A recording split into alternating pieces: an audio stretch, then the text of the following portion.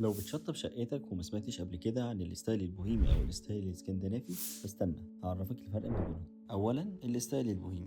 الستايل البوهيمي بيغلب عليه طابع العشوائيه، واللي برغم كده قادره تديك احساس بالراحه، وده مش من فراغ. فمثلا الالوان الطبيعيه زي البني والاخضر بتبقى اساسيه معانا هنا، واللي بدورها بتدينا احساس بالتوازن مع الطبيعه.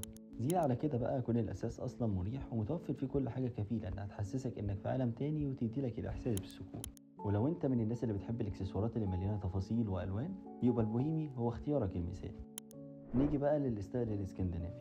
كلمه السر في الستايل الاسكندنافي هي البساطه، وده اللي بيخلي المكان يبقى متنظم ومترتب، وكل حاجه في المكان بيبقى ليها هدف محدد، او بمعنى تاني مش هيبقى في حاجه موجوده في المكان الا لسبب معين.